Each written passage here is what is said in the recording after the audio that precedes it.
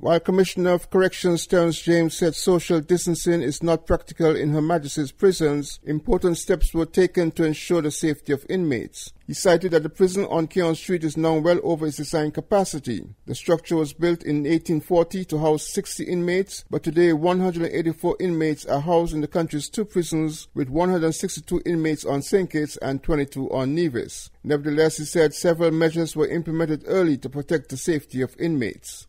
We have taken proactive measures very early at Her Majesty's prisons. Since the 22nd of March, we stopped all visits to Her Majesty's prison, and so the general public had no access to our inmates. And so this was the major proactive steps that we would have taken to minimize or prevent any contamination at Her Majesty's prison.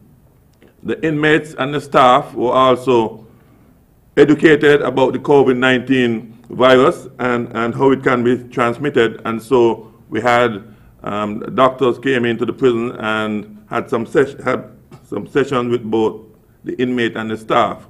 And so this was one of the major things that we have done to educate the inmates and to have them, to reassure them how we're going to prevent the virus from being transmitted into Her Majesty's prison.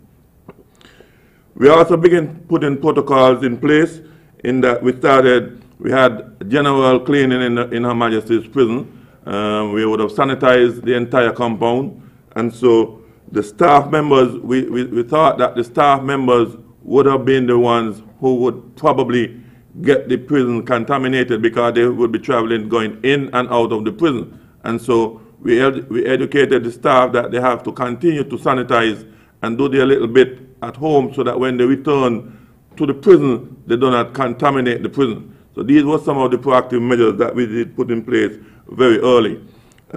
We were able to source a thermometer to check the temperature of the staff when they enter the prison also. So these were some of the proactive measures that we would have put in place very early to prevent the contamination of Her Majesty's prison. On the 25th of March, I would have participated in a video conference with all the heads of the prisons and correctional facilities in the Caribbean region. And the major discussion from that video conference was the COVID-19. And so we met and we discussed and see what would be the best practices that we can implement in order to prevent the virus from entering our prison. It was a consensus by all of the heads of the prison that one of the things we can do immediately is to release inmates because the prisons are overcrowded, and so we had a consensus by all heads that we can have an early release of inmates who are non-violent and inmates who are closing in on their sentence, ending of their sentence.